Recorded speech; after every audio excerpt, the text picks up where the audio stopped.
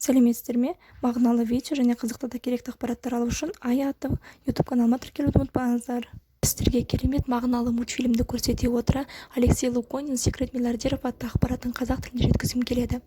Демалыс күндері біткенде сіз оятқыш қойып ұйқыға кетесіз. Таңертең ол қоңырау шалған кезде сіз Құдайға ең болмаса 10 минут ұйықтай тұрайын деп сұрана түймені іздейтін боласыз. Ал мүлдем уақыт қалмаған соң тез бетіңізді жуып, тамақтанып, киініп жұмысқа жүгіресіз. Жолда сіз әлі де ұйықтауға тырысасыз. Міне дүйсенбі. Сіз не туралы ойлайсыз? Жұмыс күнінің қаншалықты тез аяқталғаны туралы. Ал үйге қайтып бара жатып, дүкенге барып, жартылай фабрикаттар мен тұшпаралар аласыз. Бұл жұмыс істейтін ата-ананың балаларына арналған кешкі асы. Ал сейсенбі күні оятқыштағы шырылдайды. Бәрі қайтадан қайталанады. Сондай-ақ сәрсенбі, бейсенбі, жұма болады. Айына бір қуаныш бар. Ол жалақы алу. Бұл 1 минутқа сіздің ақшаңыз сияқты. Бірақ іс жүзінде олар сіздікі емес. Олар қазірдің өзінде есептеулі, шоттарды төлеу, қарыздарды қайтару. Негізінде бұл қарапайым адамдардың өмірі. Жұмыстан кейін келесі телевизор алдына жайғасасыз. Тамақтанып төсекке дейін теңселіп жетесіз. Келесі көптен күткен жұмыс күніне дейін ұйықтайсыз. Көптеген адамдар бұл уақытты жұмыстан кейін және ұйқыға дейінгі аралықты өзінің өмірі деп санайды. Неге біз осылай өмір сүреміз? Бұл шеңберден қалай шығуға болады? Мүлдем басқа өмірді қалай табуға болады? Мемлекет әр адамға жоспар ұсынады. Алдымен оқу, одан кейін 50 жыл 8 сағаттан жұмыс жасау, содан кейін зейнетақы. Бұл арқылы сізге қамқорлық жасаған сияқты болады. Бірақ егер статистиканы қарайтын болсақ, онда зейнетақылар адамдар 96% қайтыс болады және толық құлдырауға өмір сүреді. Олар өздерін асырай алмайды. Олар сізге бұл туралы мектепте айтты ма? Институтта немесе жұмысқа қабылдар алдында әңгімелесу барысында айтты ма? Жоқ. Себебі олар аз ақша табады. Біріншіден, екінші, олар көп ақша табады, бірақ уақыттары жоқ. Олар 12-14 сағат жұмыс істейді. Олар бизнес басқармайды, керісінше оларды бизнес басқарады. Сізге таныс па? Араб тілінде мәзірді, менюді оқу. Алдымен баға, содан кейін сізге ұнайтын зат. Кездейсоқтық жоқ. Алексей Луконин миллиардер оған құпиясын айтқан кезде бұны несі құпия деген ойда болды. Бірақ бұған дейін ешкімнен естімегенін айтты. Ештеңе де тез болмайды, бірақ кедейліктен байлыққа шығу жолын көрді.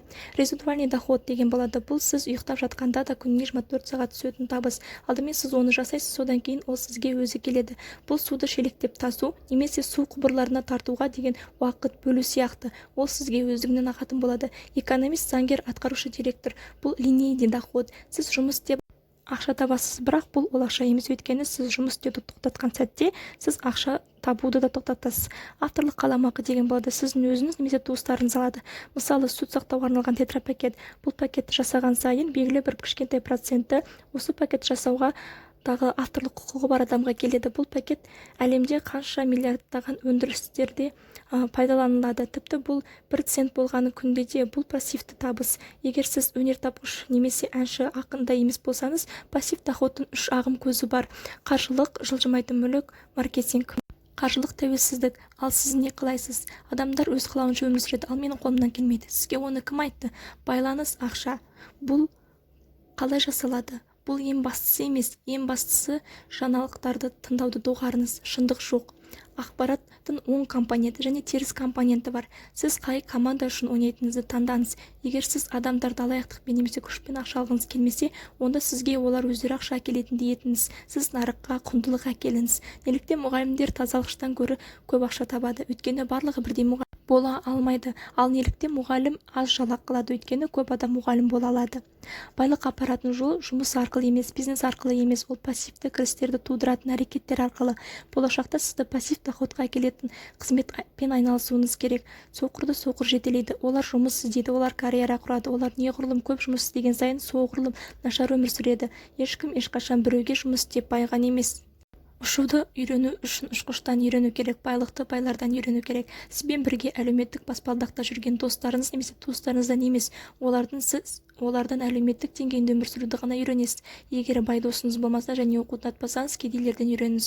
Олардың не істеп жатқандығын мұқият қараңыз. Олар нені талқылайды, сіз бұл әрекетті доғарыңыз. Миллиардерлердің үш құпиясы. Бірінші, ақшаға деген көзқарас. Ақша жақсы, ақша жаман тудырмайды, тек оларды әшкерелейді. Жақсы істер ақшамен жасалады. Байлық кездейсоқтық емес. Бұл жай ғана көп ақша емес, ақшаның өз заңдары бар. Екінші, арманға деген көзқарас. Бұл өмір шынайы бол деп арманыңызды опасыздық жасамаңыз. Үшінші қадам. Кіші қадам басу қиын емес және тоқтамасаңыз. Әрқашан тағы бір қадам жасау керек өмірде және бизнесте. Барлығын бірден тегін алғысы келетін адамдар бар да, алаяқтық пирамидада болады. Сіз жұмыс істеген кезде бастығыңыз орнын бергісі келді ма? Олар сізге үлкен ақша табу үшін көмек берді ма? Мүмкін өздерінен асып түсіп олардан да көбірек тапқаныңызды қалаған шығар. Жоқ, бірақ фирма, заводтар емес, дәп жүйелік маркетинг алаяқтық деп санайды.